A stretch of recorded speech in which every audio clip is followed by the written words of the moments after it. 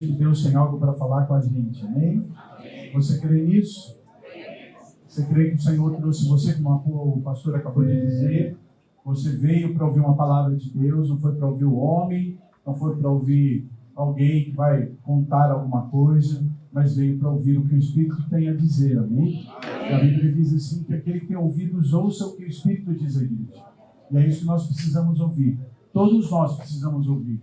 Então feche os teus olhos, abaixa a tua cabeça aí e fale isso para Deus. Diga para Ele: Senhor, eu vim aqui para ouvir tua palavra, eu vim aqui para ouvir o que o Senhor tem.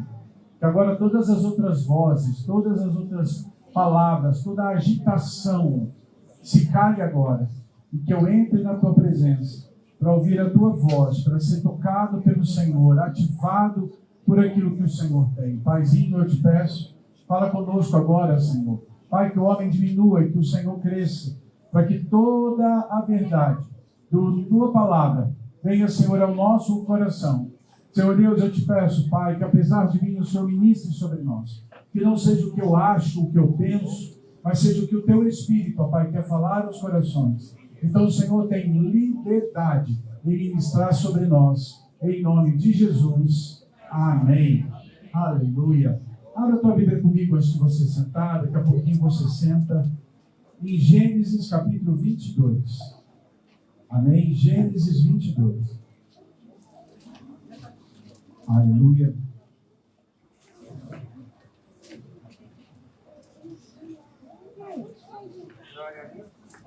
Amém? A partir do verso 1, só vou ler, depois a gente vai ler um pouco mais. Mas assim, depois dessas coisas, Deus pôs Abraão à prova. Ele disse: Abraão, e ele respondeu: eis-me aqui. Deus continuou: pegue o seu filho, o seu único filho, Isaque, a quem você ama, e vá à terra de Moriá. Ali oferece um holocausto sobre um monte que eu lhe mostrar. Pai, fala conosco em nome de Jesus. Amém. Agora pode se sentar, amém? Amém. Irmãos, uma das passagens mais interessantes e mais pregadas na palavra de Deus é essa. Todo mundo conhece a passagem que Davi mata Golias.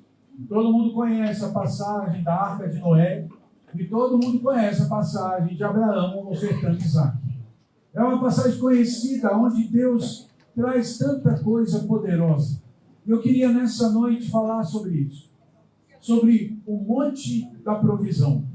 O monte onde Deus leva Abraão para viver o tempo de Deus, para algo que Deus tinha para ele. Vamos entender o porquê Deus leva Abraão para esse monte. Porque Deus coloca e leva Abraão até lá. Porque o que estava no coração de Deus, quando ele disse para Abraão: Abraão, pega o teu filho, vai para o monte de Moriá, onde eu vou lá receber o holocausto. Uma das coisas que Deus falava com Abraão, e pedia para Abraão, e falou e prometeu, é que Deus faria de Abraão uma bênção. Que Deus faria de Abraão um referencial. Uma das palavras e das promessas de Abraão é que todas as famílias da terra seriam benditas por causa da família de Abraão. Não era uma promessa qualquer, não era uma palavra qualquer, era algo realmente relevante, era algo realmente poderoso. E nós estamos aqui, e a nossa casa é abençoada, porque o dia Abraão entendeu a promessa e se dispôs a viver. Nós estamos aqui por isso. Só que no decorrer da caminhada de Abraão, no decorrer daquilo que Deus foi fazendo na vida daquele homem, e Deus foi tratando a vida dele, Deus foi criando nele um coração fiel, Deus foi fazendo no coração dele ele entendesse quem ele era. E durante 25 anos, Deus foi tratando o coração de Abraão. Não foi de uma hora para outra, não foi porque caiu um raio na cabeça dele, não foi porque alguém pôs a mão na cabeça dele e ungiu, nada disso. Foi um processo que Deus foi tratando. Deus tinha um propósito na vida de Abraão e durante um processo Deus foi criando sobre ele, para ele se tornar o pai de uma grande nação, o homem de fé que nós conhecemos. Só que no decorrer dessa caminhada, chegou o momento em que a promessa chegou para Abraão. Qual era a grande promessa de Abraão? Isaque, o filho.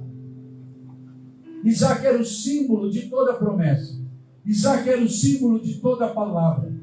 Isaac para ele era a verdade, a palavra, a promessa materializada ali. Tudo que Deus tinha prometido chegava até Isaac. E Abraão, quando olhou para Isaac, o seu coração se alegrou. Com 100 anos, aquele homem foi pai. E ele toma o filho no colo. E ele vai por alguns anos. Alguns dizem 15, 16, 17 anos. Abraão só tinha olhos para uma coisa. Isaac. Era a promessa. E ele colocou isso e começou a viver essa verdade. Isaac era a promessa. O que tinha de errado nisso? O que estava de errado nisso? Nada. Nada, irmão. Só havia um problema. Que no decorrer do tempo, ele começou a colocar Isaac no lugar de Deus, no seu coração. E aí Deus vem e fala para ele, olha, me dá teu filho. Entrega o teu filho para mim. Eu gosto que você vê Abraão se dispondo a viver isso. E Abraão vai viver isso. E Deus vai começar a tratar. Agora, por que Deus vai fazer isso com Abraão? Primeiro, porque Deus queria que Abraão voltasse para ele. Que Abraão voltasse o coração para ele. Porque tudo aquilo que você coloca na frente de Deus é idolatria. Tudo que você coloca na frente de Deus vai ser idolatria na tua vida. Se você colocar o teu emprego na frente de Deus, teu emprego vai ser a tua idolatria. Se você colocar tua esposa na frente de Deus, tua esposa vai ser a tua idolatria. Se você colocar teus filhos na frente de Deus, seus filhos serão sua idolatria. Se você coloca o teu ministério na frente de Deus, teu ministério será a tua idolatria. E Deus começa a tratar o coração de Abraão e diz, Abraão, volta para mim. Vem para mim. E sabe, irmãos, o que eu me admiro nesse texto, a Bíblia diz assim, depois de todas essas coisas, Deus alcança Abraão e fala, Abraão, agora é a hora que eu quero te ensinar a voltar para mim e assim contar comigo, aonde eu vou tocar você e te ensinar de novo a caminhar. E a partir desse momento, desse encontro de Abraão, Deus e Isaac, no Monte Moriá, Abraão nunca mais foi o mesmo. Na minha opinião, depois desse momento, é que Abraão passa a ser o pai da fé, o homem que entendeu. Foi a partir dali que aquele coração se tornou digno de ser o pai de uma grande nação. Você está entendendo, irmão? Agora, como que Deus leva a gente para esse ponto? E para mim, esses primeiros versículos vão falar muito disso. Como que eu vivo a promessa? Como que eu chego até o Senhor? Como que Deus vai fazer isso em mim? Primeira coisa que a gente vai ver aqui, e eu vou ler um pouquinho, verso 1 e 2, diz assim, a gente já leu, né? Depois dessas coisas, Deus pôs Abraão à prova, ele disse a Abraão, e esse lhe respondeu, eis-me aqui. Deus continuou, pega o seu filho, o seu único filho Isaque, a quem você ama, e vai à terra de Moriá. Ali ofereça o holocausto sobre o altar do monte que eu lhe mostrar. A primeira coisa, para que eu e você possamos viver a promessa de Deus, ser transformado pelo Senhor, precisamos ter disposição. Deus chama Abraão, irmão, e Deus fala para ele, eu tenho algo para você, mas não é aqui.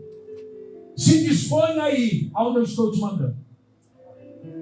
Ande, sai dessa posição. Se dispõe, sai da zona de conforto. Faz o que você nunca fez para você viver o que você nunca viveu. Se você quer viver aquilo que Deus tem para você, se disponha. Se dispõe. Sabe, queridos, nós queremos a bênção, mas não queremos esforço. A gente quer que Deus nos abençoe no mínimo esforço possível. Naquilo que não, eu preciso me dispor, não. Ah, não preciso ir, não. Ah, não preciso buscar, não. Sabe, irmãos, quem era a velha guarda que nem eu, que nem o pastor Edson, nós que somos já da semi-novo, a gente é do tempo, irmão, quando a gente queria uma bênção, a gente ia para um monte orar. Glória. A gente se dispunha a sair de casa 10 horas da manhã, 10 horas da noite, e ficar até 6 horas da manhã no monte orando. A gente se dispunha a se mover aí até lá. A gente se dispunha para fazer, a gente dizia isso, eu preciso de algo de Deus, então eu vou me dispor. E eu ia até lá, eu saía da minha casa, deixava minha cama quentinha, eu deixava minha família, eu deixava qualquer coisa, eu me dispunha para ir buscar a Deus. E ia. Sabe, irmãos, hoje quando você fala para as pessoas, olha, nós vamos fazer uma campanha na igreja, toda quinta-feira, você tem que vir na igreja, 7 quinta-feira. Você vai chegar na igreja às 7h30 ou 7 horas. E vai embora às 10 horas. Ai, 7? Dá para ser 3? Não dá para chegar às 7 horas, não. O máximo eu chego às 8h30. E 9h30, 15 para as 10, tem que ir embora. Então eu já acordo cedo. Claro que isso não acontece aqui, irmão. Estou falando de Jacareí, tá? Não é vocês. Cadê o povo que se dispõe? Deus chega para Abraão e fala para Abraão, eu quero algo de você, mas pega e anda. Irmão, eles andaram 3 dias para chegar no lugar. Não era facinho para andar não, irmão. Abraão tinha mais ou menos, quase 120 anos nessa época. Quantos anos você tem? Mais velho aqui, talvez seja a maioria. 100 anos. Belezinha. E eu tenho certeza, se Deus mandasse ela andar 3 dias, ela andaria. Se Deus mandou. Onde está a sua disposição? Quer viver a bênção, meu irmão? Comece a se dispor. Aquele irmão que está do lado, fala para ele assim, quanto você tem se disposto para viver o que Deus tem para você? Cutuca ele aí, fala para o irmão, não é para falar para o outro. Cutuca quem está na frente. Cutuca quem está na frente, porque daí a mulher fala para o marido. Fala, o que você tem feito? O que você tem se disposto para viver o que Deus tem para você? Quer viver a bênção? Se dispõe. Se dispõe. Olha o que continua aí o texto. Verso 3. Na manhã seguinte, Abraão levantou-se de madrugada e, tendo preparado o seu jumento, levou consigo 2 dos seus servos, Isaque, seu filho, rachou lenha para o holocausto e foi para o lugar que Deus lhe havia indicado. Abraão rachou a lenha. Sabe a segunda coisa que você precisa ter? Trabalho. Quer viver a bênção de Deus? Trabalhe.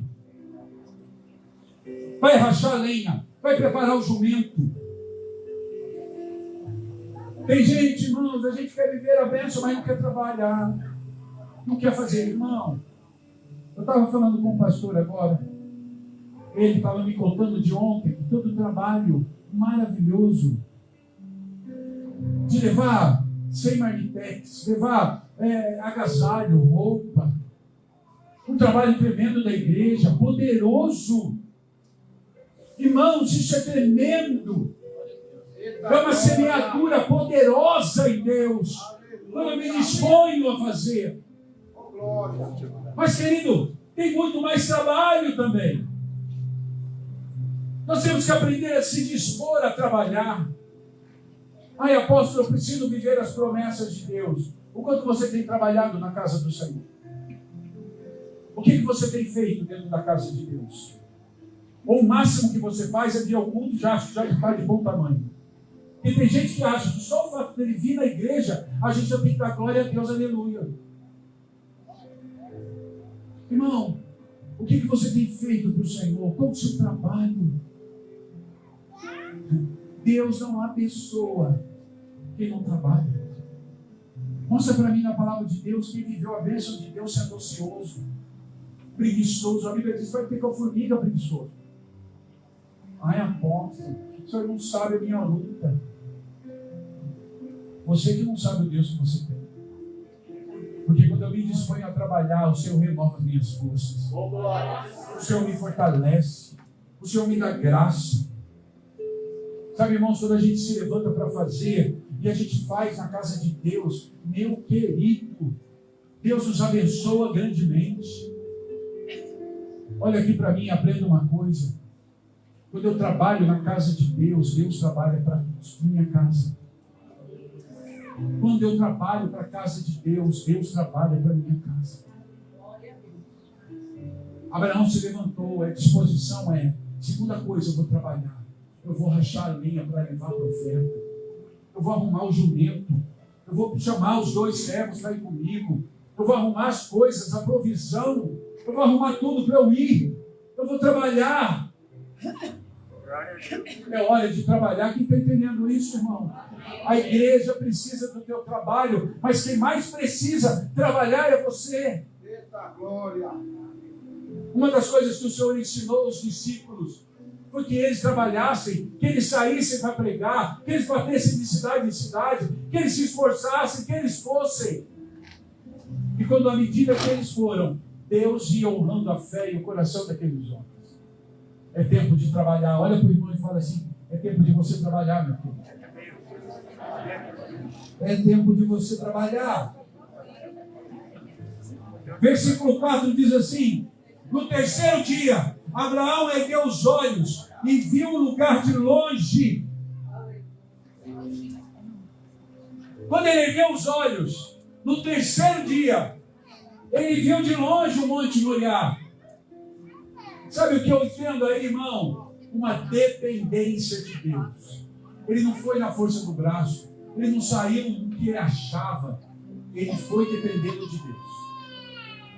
Se você quer viver a bênção, se você quer viver aquilo que Deus tem, aprenda a depender dele. Aprenda a entender que Deus cuida de você. Deus cuida de mim, Deus cuida de você. Ei, irmão, Deus tem prazer em te abençoar.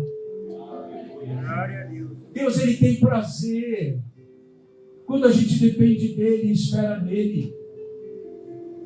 Às vezes, irmão, tem pessoas que acham que eu tenho que me esforçar para Deus me abençoar. Como se eu tivesse que convencer Deus que eu preciso, que Ele precisa me abençoar. Eu preciso convencer Deus a me dar a bênção. Não, irmão, Ele te dá porque Ele te ama. A única coisa que você precisa entender é depender dEle. Para de querer fazer as coisas na força do teu braço. Aprenda a depender dEle. Ele te ama. Ele quer te abençoar por isso. Não é você, mas é Ele. Não é pelo que você faz, mas é pelo que Ele é, que a bênção chega em nós. Depender dEle, levantar os olhos, olhar para onde o Senhor quer que você vá. Eu amo quando eu vejo isso. Quando aquele homem levantou os olhos depois de andar 3 dias, e ele olhou e falou: é lá que Deus quer, ó, naquele monte. É lá que Deus quer que eu vá. É lá. Não é no que eu acho, não é no que eu penso, não é nas minhas conjecturas, não é no que eu estou aprendendo. Não, irmão. É no que Deus tem. Aprenda a depender dele, para você viver a bênção que Ele tem para você. Olha para o irmão que está do lado de fé, diga para ele: aprenda a depender de Deus.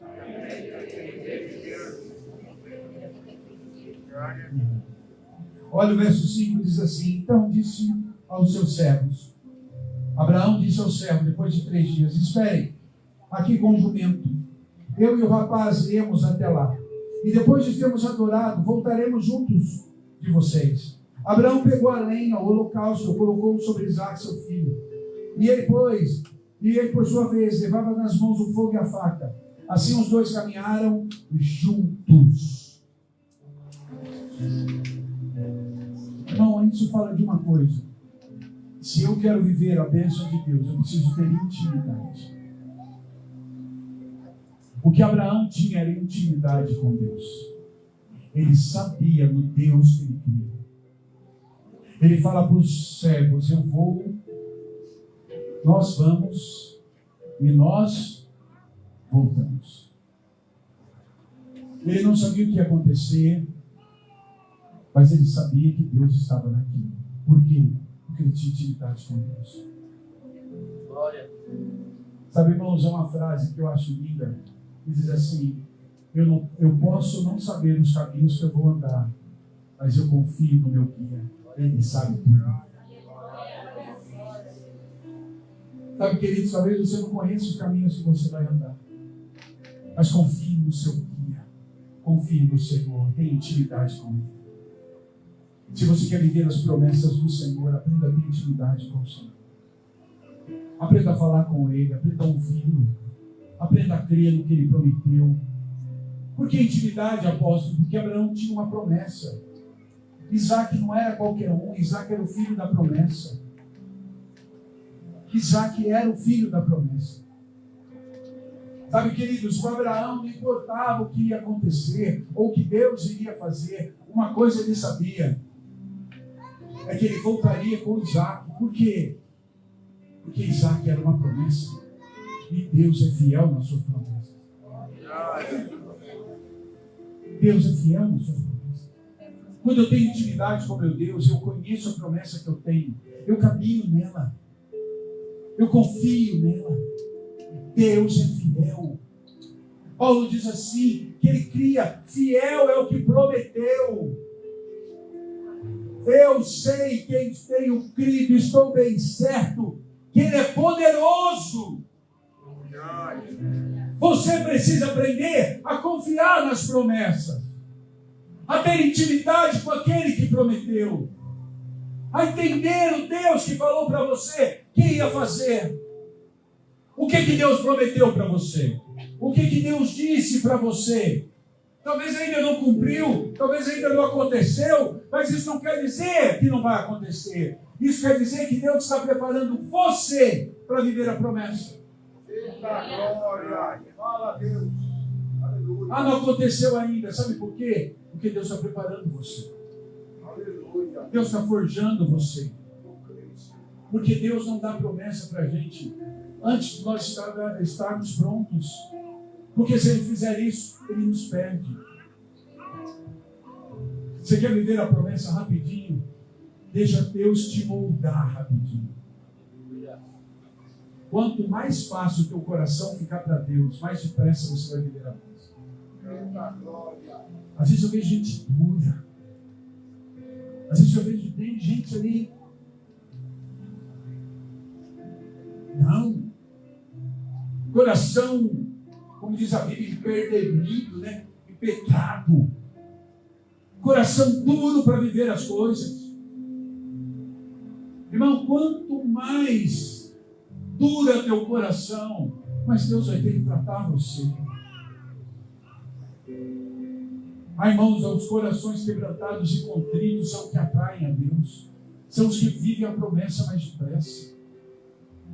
Tenha intimidade com Deus. Tenha intimidade com Ele. Entenda, deixa Deus tratar. Que área Deus precisa tratar de você? Que área Deus precisa agir na tua vida? Qual é a área que você precisa que Deus entre e transforme você? Talvez seja a área do seu casamento, talvez seja a área do teu trabalho, talvez seja a área do teu ministério, talvez sejam áreas de tentações na tua vida, de provações na tua vida, áreas que Deus precisa tratar em nós, e todos nós temos áreas que Deus está tratando. Sabe, querido, até chegarmos no céu, nós teremos áreas que Deus vai tratar em nós. Nenhum de nós pode dizer assim, não, já estou pronto, não tem área nenhuma que Deus trate na minha vida. Se você fizer isso, já tem uma área aí, é mentira. Todos nós temos áreas na nossa vida. No decorrer da minha caminhada com Deus, áreas vão ficando mais fáceis, outras mais difíceis, outras eu vou sendo moldado, as outras eu já estou mais facinho. Tem área que Deus vai trabalhando, mas em todas as nossas áreas, em todas as nossa vida, Deus vai trabalhando, cuidando, intimidade. Quanto mais depressa eu me entregar, mais depressa Deus vai tratar. Quando Deus chama Abraão, qual era o problema de Abraão? O amor excessivo sobre Isaac. Eu disse, Abraão colocou Isaac no lugar de Deus. E Deus chama Abraão, Abraão, vem cá. Vamos mudar essa história. Irmãos, quanto mais depressa você deixar e busque pedir para o Senhor, aprenda uma coisa. Aí vem uma aulinha para você. Todos os dias, pergunte para Deus como é que está o seu nível de intimidade. Pergunte, Senhor, tem área na minha vida que o Senhor precisa tratar? Pergunte para o Espírito Santo, mostre para mim. Qual é a área? Aonde está o problema? Ele vai mostrar para você, ele vai falar, olha, essa área aqui, você precisa buscar mais. Nessa área aqui, você precisa fazer isso. Sabe, irmãos, pessoas que andam nessa porção com o Espírito, vão crescendo, vão mudando, porque a intenção de Deus é que a gente fique cada dia mais parecido com Jesus. A intenção de Deus é que o caráter de Deus, o caráter de Jesus seja formado em nós. Então tenha intimidade para que o caráter dele forme você. As pessoas têm que olhar para você e ver Jesus.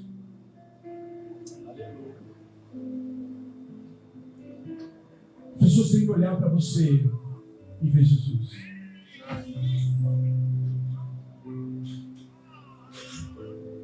Há um tempo atrás, eu vi um testemunho, não me recordo direito aonde foi, mas é um testemunho de uma pessoa que estava andando na rua, num frio muito grande, e viu um rapaz no chão, com muito frio, um morador de rua, e aquela pessoa ia morrer de frio. E aquele rapaz estava com um casaco, com roupa, e ele ficou movido de compaixão por aquela pessoa. E ele tirou o casaco dele. Ele foi até, falou, toma o meu casaco. E a pessoa colocou o casaco. Ele colocou na pessoa o casaco. E a pessoa ficou quentinha ali. Ele sentou, ele orou com aquela pessoa. E na hora que ele foi levantar para ir embora, a pessoa falou, ele parou e falou assim, você é Jesus, não é?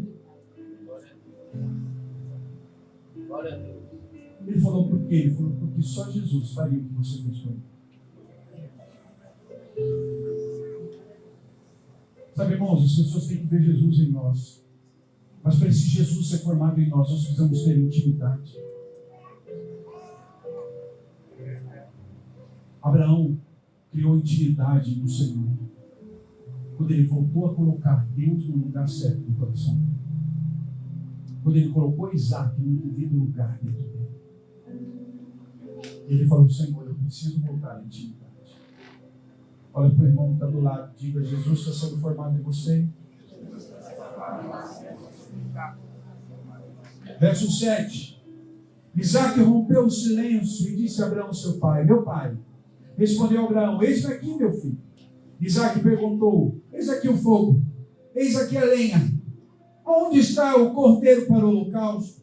Abraão respondeu, Deus proverá para si um cordeiro para o holocausto, meu filho. E os dois seguiam juntos.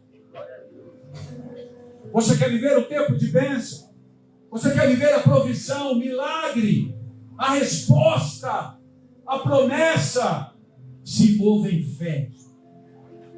O que a resposta desse pai foi sobre fé. Ele falou, filho, Deus vai prover, tenha fé.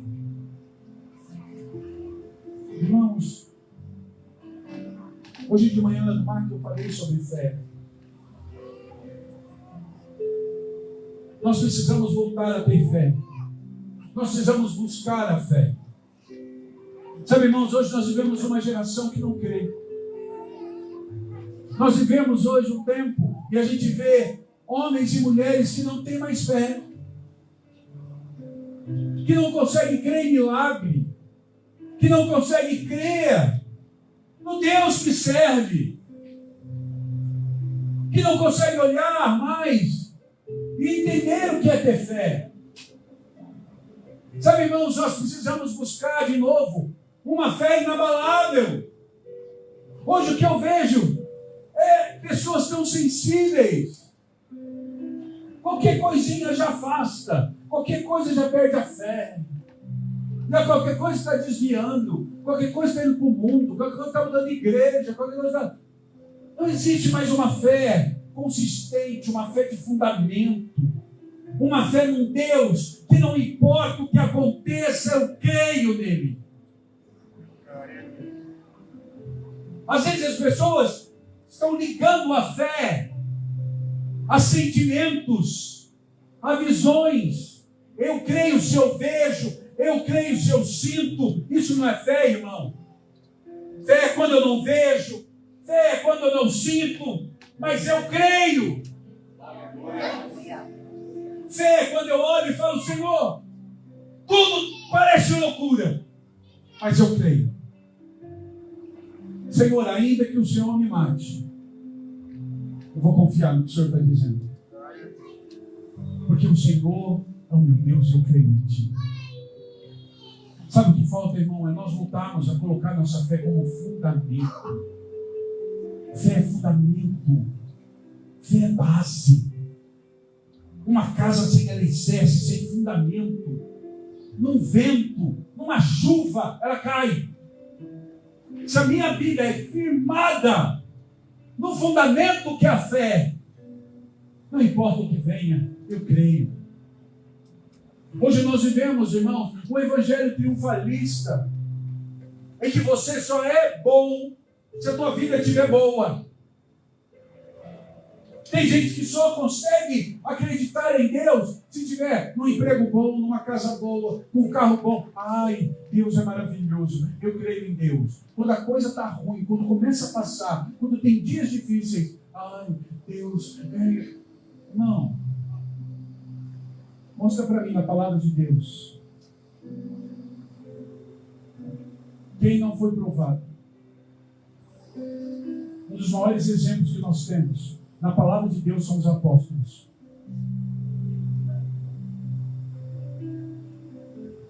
Quais deles foram ricos?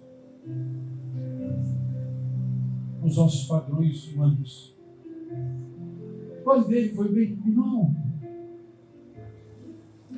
Esses dias eu conversava com o Felipe falava para ele. Ele comentou comigo, eu concordei com ele. Apóstolo Paulo, pelos padrões humanos, irmãos.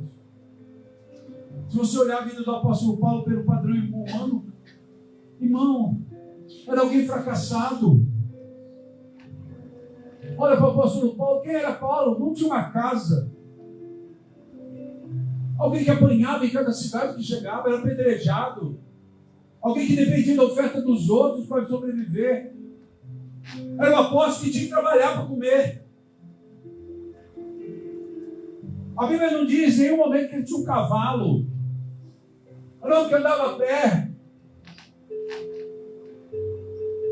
Não tinha uma casa. Aos nossos padrões, quando você olhava, irmão, algumas pessoas, alguns historiadores dizem que Paulo, por tanto ter apanhado, era alguém que andava com dificuldade. Alguém que tinha marcas no corpo, e ele mesmo dizia, traga comigo as marcas do meu discipulado, traga comigo as marcas de Cristo. Aos nossos padrões humanos, quando você olhava para ele, você falava, eu não quero ser sua mãe. Agora, irmão, quando você olha para ele com os olhos da fé, quando você olha para aquele homem com os padrões de Deus, meu irmão, quem era Paulo? Sabe, irmãos, hoje nós temos vivido dias em que a nossa base de fé está naquilo que a gente vê. A gente começa a medir as pessoas pelo que ela tem e não pelo que ela é. Sabe, irmãos, não faça da tua fé isso. Não meça a tua vida, não olhe para você assim. Ai, o ministério não é bom. Ai, porque eu não tenho isso, ou porque eu não tenho aquilo. Não. Ande no centro da vontade de Deus. Ande naquilo que Deus mandou você fazer. Faça o que Deus mandou você fazer com excelência. E você vai ser alguém com muito sucesso. Tenha fé nisso. Tenha fé nisso. Ai, apóstolo, eu então tem que sofrer na terra. Não, irmão. Olha aqui para mim, aprenda uma coisa. O desejo do coração de Deus é de fazer alguém próspero. Glória a Deus. Deus quer fazer você ser próspero. Vou ser mais claro. Deus quer que você seja rico. Para você poder entender. Você está entendendo? Deus quer que você seja rico. E por que ele não faz então, apóstolo? Porque o dinheiro ainda é algo importante para você. Deus só deixa e faz homens e mulheres enriquecerem quando o dinheiro não é importante. Enquanto o dinheiro for importante para o teu coração, Deus não vai prosperar você. Não do jeito que você quer. Deus não vai deixar faltar nada.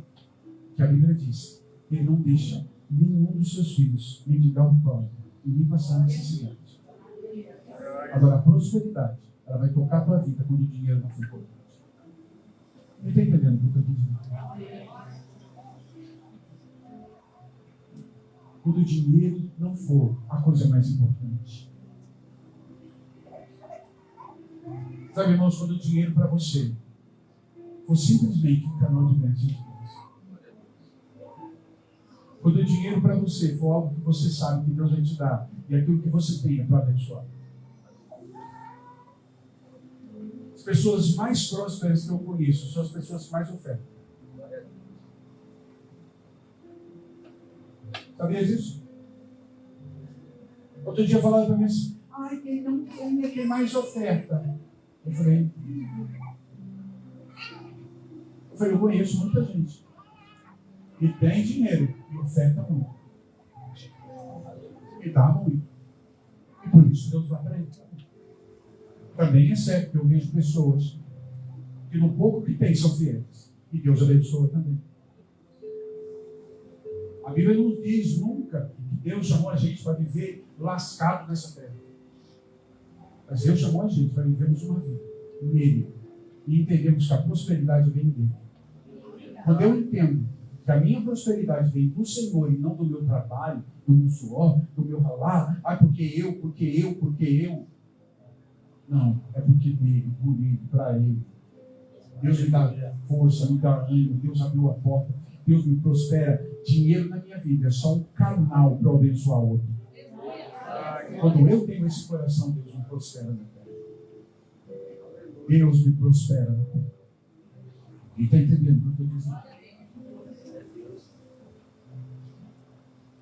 Uma das coisas que a igreja mais sofre nisso. Às vezes eu vejo pessoas que falam, eu sou dizimista, sou ofertante, dou primícia, e Deus não me abençoa. Ei, irmão, Deus te abençoa sim. E o celeiro de Deus está cheio. O problema é que se Deus te der mais do que você está tendo, você se desvia.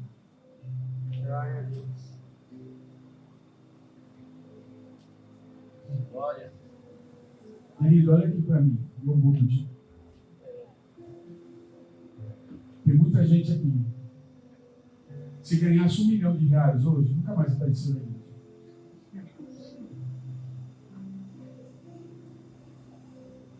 Está entendendo? Você deve estar sentado aí falando, eu não. Porque você não tem R$1 milhão.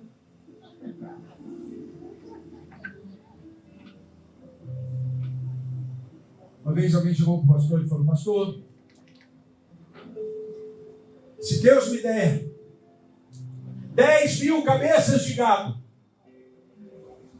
com toda a alegria do meu coração, eu daria 1.000 cabeças de gado para a igreja. O pastor falou, Ele falou, Que coração, irmão? Ele falou, vou dizer uma coisa, se Deus me desse 100.000 cabeças de gado, eu daria 10.000 para a igreja. 10.000 cabeças de gado.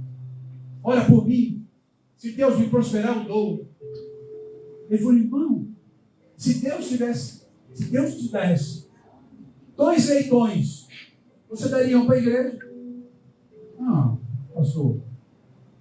O senhor sabe que eu tenho 2 leitões. Se eu tenho 2 leitões, o que eu vou fazer? Aí o pastor falou, enquanto o teu coração estiver nos teus leitões, você nunca vai ter os seus gatos. Aleluia. Está entendendo? Tem muita gente que está olhando para os leitões, por isso não vive os gatos. Aleluia. Um homem de fé como Abraão, ele foi um dos homens mais prósperos nessa terra. Mais prósperos nessa terra.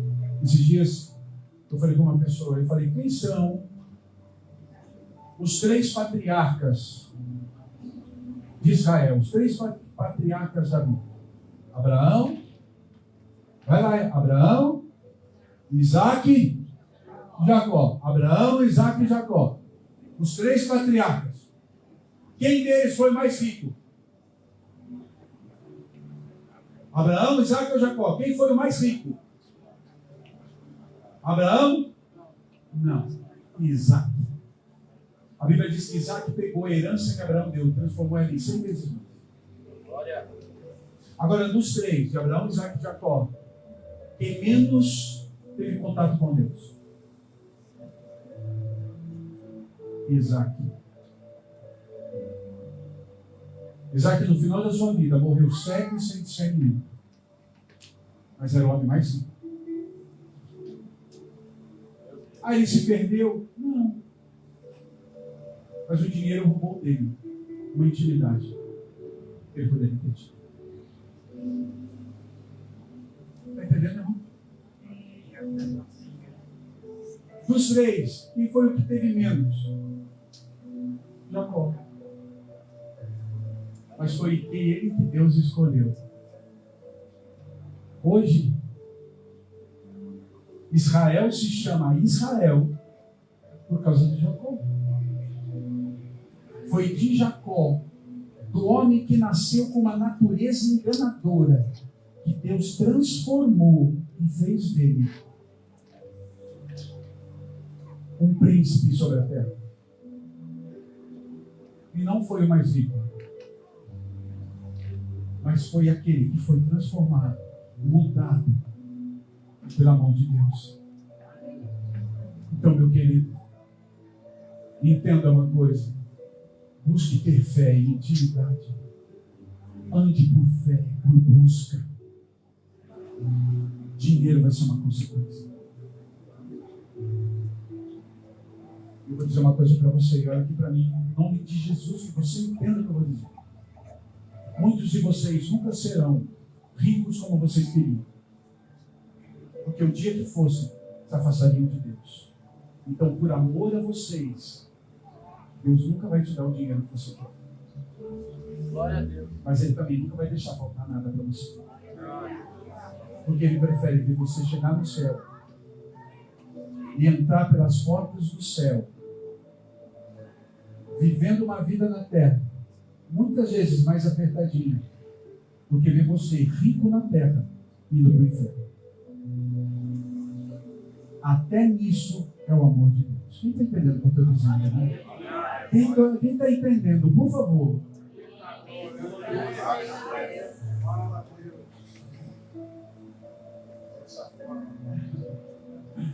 É o que o Senhor explica: se tua mão te faz pecar, arranca a mão. Melhor você entrar sem uma mão e ir para o céu do que com as duas para o inferno. É a mesma coisa, irmão. Tem muita gente que, se o dia que tivesse muito dinheiro, nunca mais apareceu em Deus.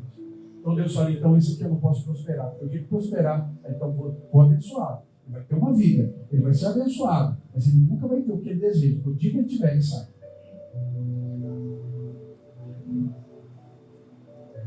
Amém? Houve silêncio na congregação. Eu nem estou mexendo no bolso, porque a oferta já foi pedida, viu, irmão? Eu nem pedi oferta. Se você quiser trazer, fica à vontade. Mas o que eu estou falando para você é: o teu coração não esteja nisso. O teu coração não se move. O dinheiro não é importante, apóstolo? Claro que é. Nós vivemos e precisamos dele. O próprio Senhor diz: dê a César o que é de César e dê a Deus o que é de Deus. É verdade, a gente precisa. Se você não for no supermercado, fizer uma compra, chegar numa caixa, passou tudo e falar: olha, eu não tenho dinheiro, eu não tenho prata, eu não tenho ouro, mas eu não tenho e te dou. Tem que orar por você o caixa? Vai deixar você levar a compra? Ele vai chamar o manicômio.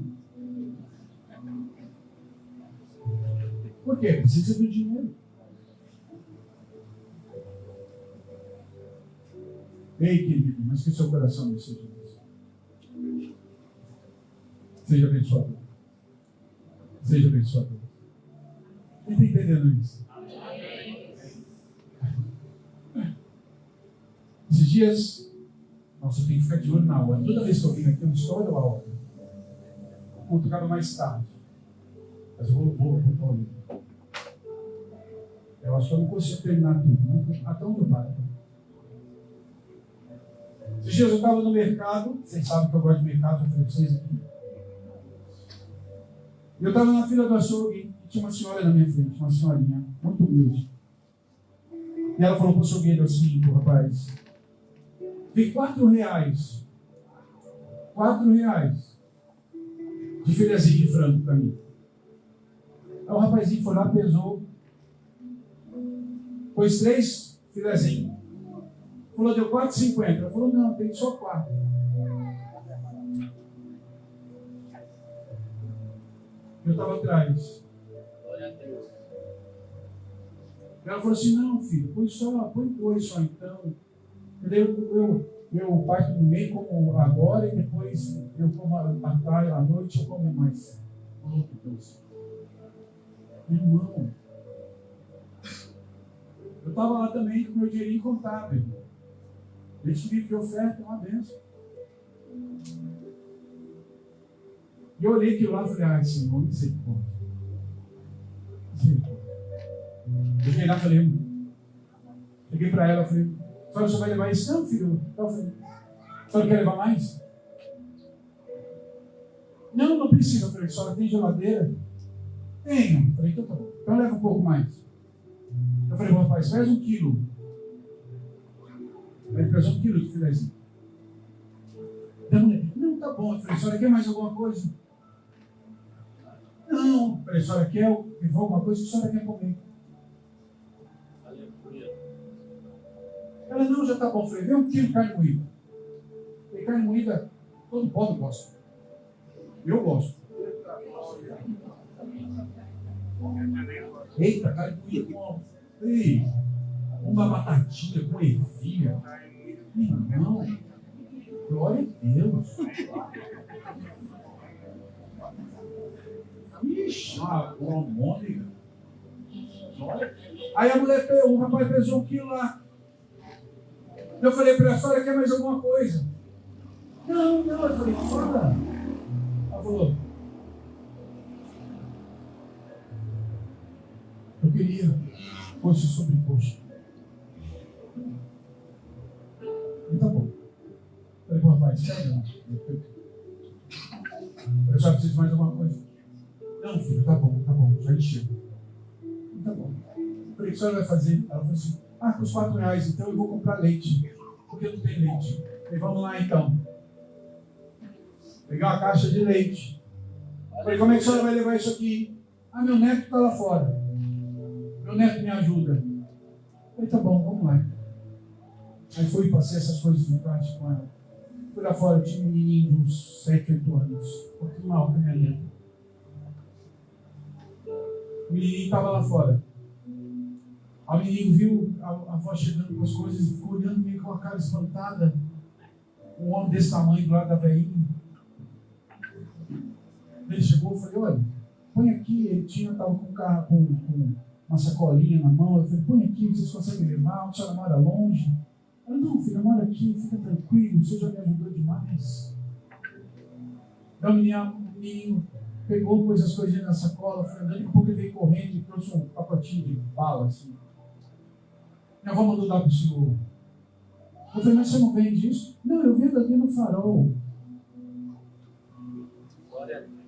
A minha vontade foi falar, não quero. Mas eu sabia que aquilo ali era uma oferta na minha vida. Eu falei, daqui para mim, então. Aí ele deu, eu falei, agradece a sua avó. Eu voltei para dentro e falei, Senhor, agora me ajuda, porque meu dinheiro foi quase tudo embora. Agora eu preciso da minha ajuda. Aí entrei, comprei minhas coisas. Estava saindo do caixa, entrando no caixa. E sabe aquelas coisas que todo mundo já passou por isso? Você começa a olhar a mulher passar as coisas no caixa, você vai fazendo conta na cabeça. Você vai? Quem já não fez isso? Você começa a olhar lá e fala, meu Deus, meu dinheiro vai dar. Não vai dar, vai dar, não vai dar, vai dar, não vai dar. Eu já terminou de passar. Eu olhei lá. Ela falou o valor, eu abri minha carteira. Irmão, até um centavo. Deu. Feliz. Entrei no carro feliz ali. Aleluia. Fui embora. Ela fala assim, o senhor ficou triste. E eu? Nada. Fui embora. Mas o senhor ia ficar sem dinheiro? Não, eu não fico sem dinheiro. Porque quando eu preciso, Deus vai me dar. Quando eu preciso, Deus vai prover. Se Ele não me deu, é porque não é hora de dar. E na hora que eu precisar, Ele vai mover. Irmão, eu já parei o carro no posto. E Deus falou, manda pôr 100 conto. Eu mandei pôr R$100. Eu estava junto com a apóstola, junto com a Silvana. Ela olhou para mim e falou assim, de onde você tem R$100? Eu falei, eu não tenho. Ela falou, mas como é que vai fazer? Eu falei, não sei. Aí na hora que eu estava assim, o rapaz estava vindo, eu escutei meu celular fazer tocar. Eu olhei, era a Bispa Ana, que vai estar aqui semana que vem. Pergunta para ela. A Ana falou, apóstolo, Deus mandou mandar R$100 de oferta para você. Não sei porquê, mas estou mandando agora. Chegou a Edson Pix. Aleluia. Eu paguei, fui embora feliz da vida. Duro feito um coco, mas feliz da vida. Por quê? Se eu precisasse, Deus daria de novo. Isso é andar por fé.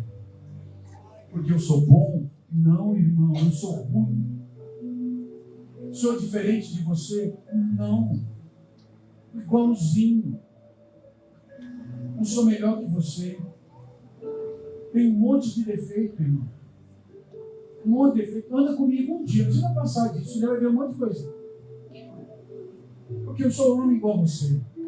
Mas eu tenho buscado a cada dia ter fé. Sabe o que Deus está falando com você? Quer viver a promessa? Aprenda a andar por fé. Talvez Deus não vai levar você aos extremos que eu estou contando aqui. Mas às vezes Deus vai fazer você ter fé. Eu não sei o que Deus queria fazer com aquela senhora no mercado. Mas eu sei que Ele usou a minha vida para abençoar. Eu não sei o que vai acontecer na vida dela. Eu não sei o que Deus vai fazer com a vida dela. Agora, uma coisa, ela foi embora sabendo que eu era um homem de Deus. Porque eu falei isso para ela. Ela foi embora sabendo que Deus tinha mandado eu abençoar a vida dela. Aleluia. E ela foi grata por isso. Agora, eu não sei o que Deus vai fazer na vida dela, porque eu não encontrei mais ela, não vi mais aquele menino. Você sabe que o livro de Hebreus fala assim, que talvez ela pudesse ser até um anjo.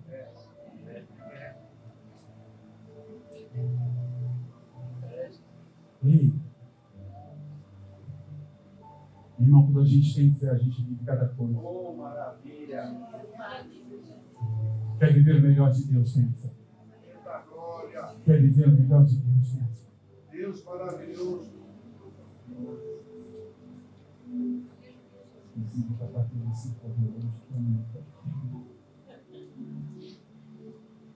Sabe, queridos, o que eu quero que você saia daqui hoje ativado nisso.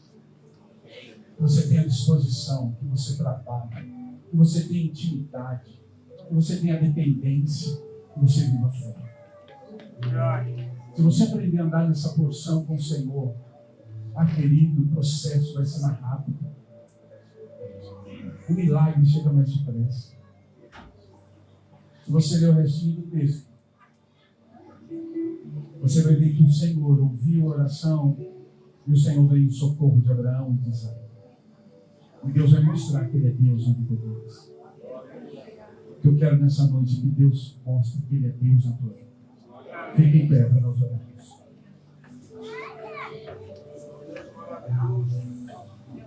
Põe o teu coração diante dele agora.